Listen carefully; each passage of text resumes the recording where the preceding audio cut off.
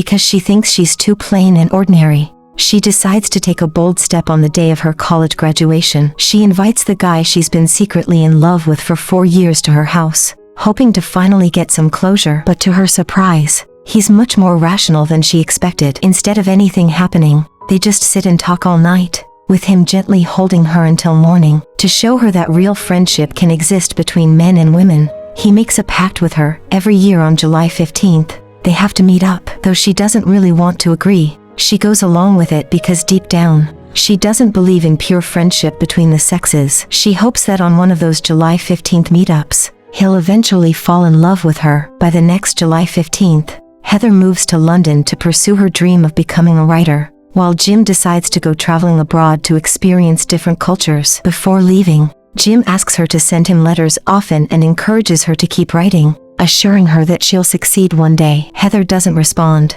but the smile on her face says it all. She's happy. But by the 3rd July 15th, Heather's dream of becoming a writer has faded. She's now working as a waitress in a restaurant just to make ends meet. The harsh reality has forced her to put her literary dreams on hold, and now she spends her days in the kitchen, surrounded by grease and smoke, doing the same monotonous work. Her life has become dull and uninspiring, and she's lost the motivation and hope she once had for the future. Feeling like London is swallowing her whole, she calls Jim for comfort. Jim, still abroad, does his best to console her over the phone, telling her to hang in there and to keep a little hope for tomorrow. His words, though simple, give her the confidence to push through. After they hang up, Heather whispers, "I miss you." When the 4th July 15th comes around, Jim pauses his travels and visits London to see Heather. But years of wandering have turned him into a carefree and flirty guy, and while waiting for Heather to finish her shift, he flirts with strangers. When Heather sees this,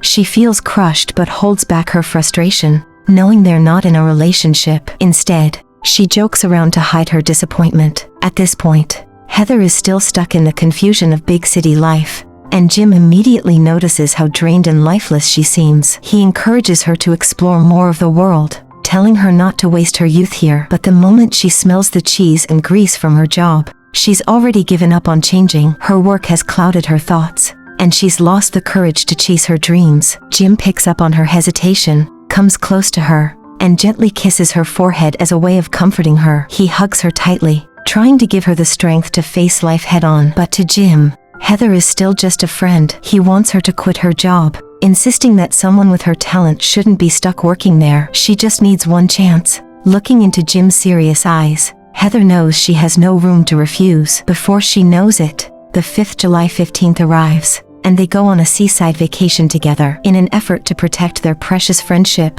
Heather makes a pact with Jim. During the trip, they can't sleep in the same bed or flirt with each other. This agreement is Heather's idea, but it also leaves her feeling conflicted inside because these are exactly the things she secretly longs for. As the sea breeze gently brushes against them and the waves lap softly at the shore, they finally make their way to the beach. When Heather starts applying sunscreen alone, Jim notices and naturally steps behind her to help. In that moment, a smile spreads across Heather's face, a genuine smile. Her heart races uncontrollably, as if she hasn't felt this way in a long time. They spend the day enjoying the passage of time on the beach, playfully teasing each other in their room without holding back. As the sun sets and night falls, the sound of the waves and the cool breeze set the stage for them to share their deepest thoughts. In this romantic moment, Heather finally gathers the courage, aided by a bit of alcohol, to confess everything to Jim. She admits, "From the first time I spoke to you in college, I fell for you at first sight." However,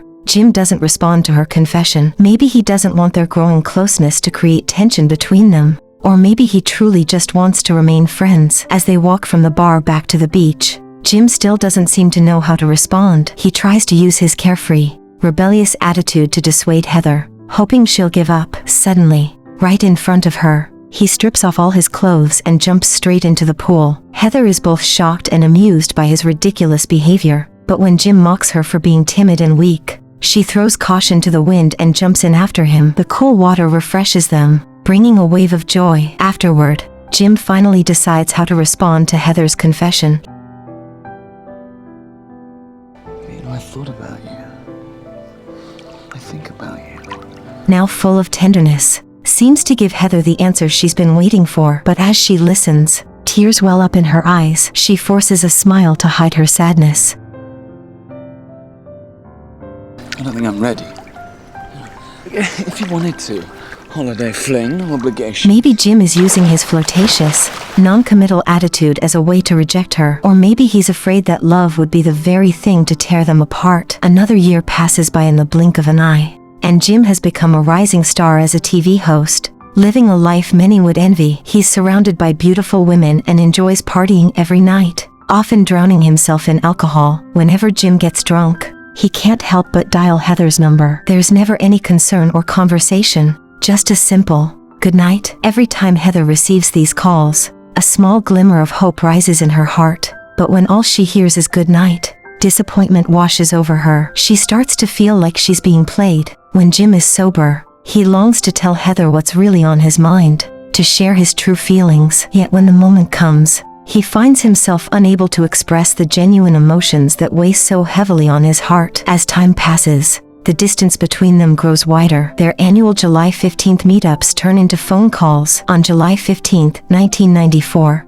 Jim rushes back home, panicked. His mother has cancer, but it's only now that he's found time to visit. Seeing his mother so frail, Jim wants to comfort her, but his years of partying seem to have drained his ability to care for others. His mother encourages him to return to who he once was, the bright, optimistic man he used to be, and to leave behind his indulgent, destructive lifestyle. His father, deeply disappointed, takes away his car, hoping Jim will settle down, get married, and live a steady life. Feeling guilty and sorrowful, Jim calls Heather, hoping she can soothe his pain. But little does he know, Heather has already moved on. She's accepted the love of a man who had been pursuing her for a long time. While Heather knows this new relationship isn't her idea of love, she appreciates that he's always cared for her, stood by her side when she was down, and faced life's challenges with her. It's enough for her, allowing her to forget about her unrequited love for Jim and all the endless heartache. This is the first time Jim can't reach Heather, and in his sadness,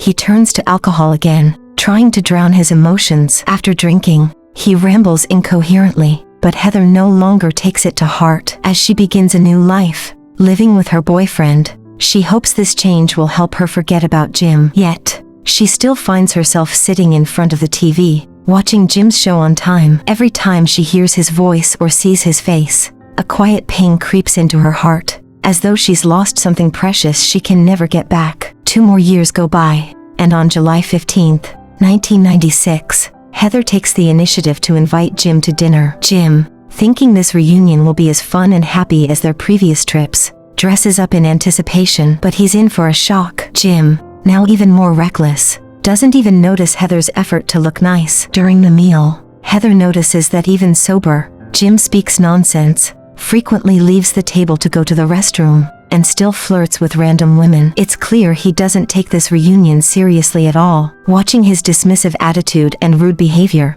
Heather can't hold back her anger any longer and storms out. She lashes out at Jim, scolding him for his constant drinking and the changes in him she can no longer tolerate. She doesn't even want to speak another word to him. As she storms off, Jim chases after her, trying to explain, but he only makes her more furious. I tried to use my boyfriend to get over the hurt of my unrequited love for you, but in the end, I found myself trapped in a house with someone I don't even love. If you're not going to talk to me during this reunion, then what's the point of me being here? Heather says angrily. She wants to cut ties with Jim completely, but deep down, she can't fully let go. I love you, Dexter. So much.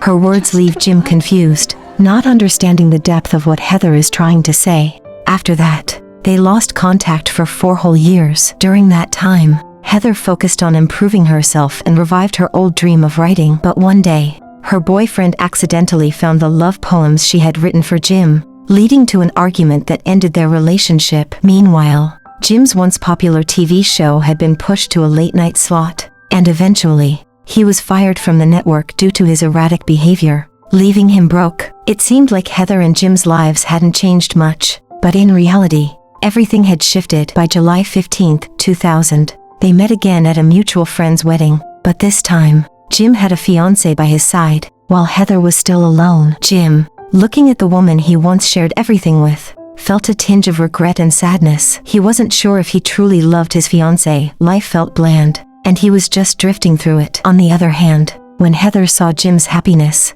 an indescribable sadness welled up inside her. But when they sat together, they joked and teased each other, pretending not to care about each other's lives. Despite their playful banter, there was an unmistakable sadness in their eyes, a regret that no one could hide. It was obvious to anyone who looked closely. As the wedding reached its peak, Jim quietly pulled Heather aside to the rooftop. Up there, under the soft breeze and twinkling stars, they marveled at the changes time had wrought on each other. Jim was no longer the carefree, rebellious boy he once was. He had become a mature and composed man. He handed Heather a wedding invitation, asking her to attend his ceremony and witness this important moment in his life. When Heather saw the invitation, it felt as though time had stopped. She couldn't believe it was real. Yet, she still managed to smile and offer her sincere congratulations. She was genuinely happy to see Jim had pulled himself out of the chaotic spiral he'd once been in and was now leading a normal life. But the tears welling up in her eyes, she wasn't sure if they were because she couldn't let go of him,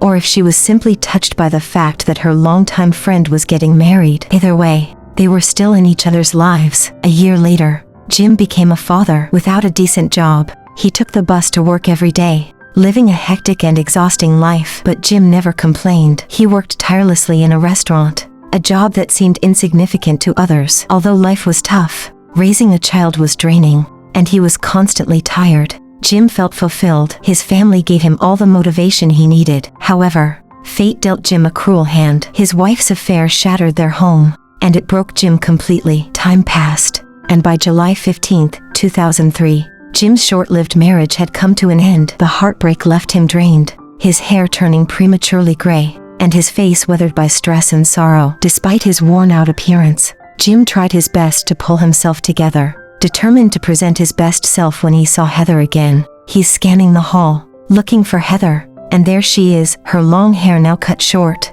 waiting for Jim to arrive. When Jim sees her, he feels like he's looking at a completely new version of Heather, a woman who's finally achieved her dream of becoming a writer. He reaches out to her in that familiar, affectionate way, just like he used to, but it feels different now, as if time has carved a deep chasm between them, making them strangers in some ways. Looking at this more mature Heather, Jim can't help but pour out his feelings, finally revealing the real reason he came looking for her and unraveling the mystery of emotions he's hidden for 15 years. But Heather interrupts him, calmly explaining that she now has a boyfriend, a well-known musician in London. Jim feels a wave of sadness and hurt wash over him. He follows her, asking question after question about this man, trying to understand their relationship, but he can't seem to express what's really in his heart. Instead, he just listens quietly as Heather tells him everything. When Heather eventually leaves to meet the musician for a date, Jim knows deep down that there's nothing he can do to change things. He walks away,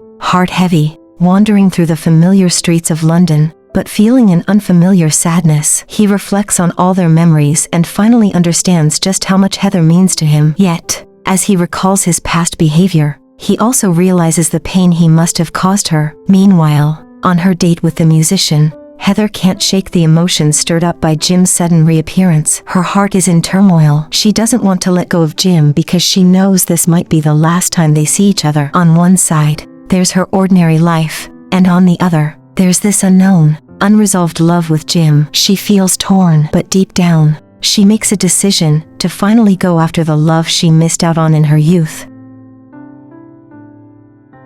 If you mock me about Dexter, I swear. you swear.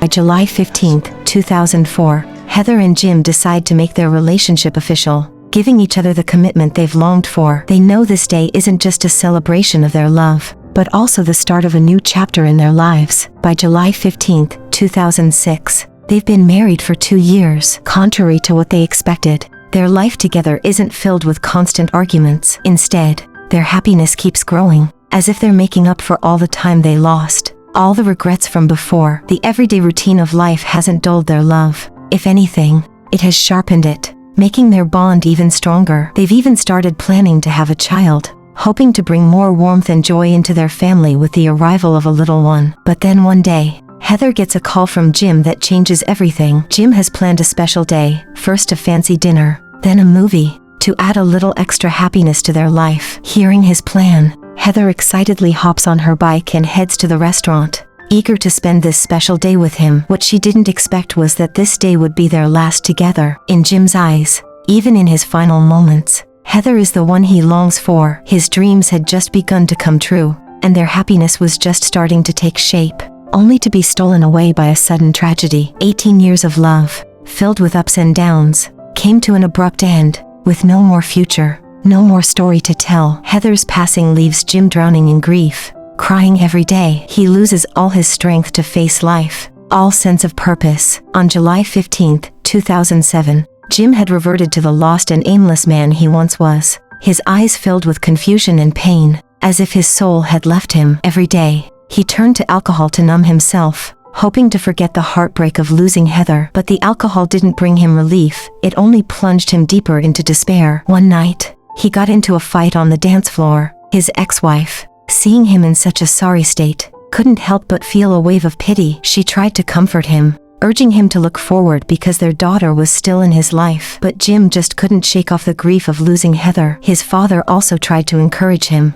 telling Jim to find the strength to face life again. "Heather wouldn't want to see you like this," his father said. Those words made Jim pause and reflect. He remembered how his father had lived alone for over a decade after his mother passed. Jim suddenly realized that some people leave such a deep mark on your soul that no matter how much time passes, you can never truly let them go. But instead of wallowing in the pain, why not carry their memory with you and chase after your own dreams? By July 15, 2009, after enduring so much pain and struggle, Jim had finally gotten his life back on track, carrying Heather's memory with him. But on that day, he unexpectedly ran into Heather's ex-boyfriend. The ex told Jim bluntly, "I used to think you weren't good enough for Heather. I thought you were too ordinary and couldn't make her happy. But now I realize that Heather only ever smiled that real, happy smile when she was with you. That kind of smile, no one else could ever bring it out in her." Hearing this, Jim couldn't help but think of Heather, and memories of their early days together came rushing back. He remembered the first time they met, how she had pulled him back to her place,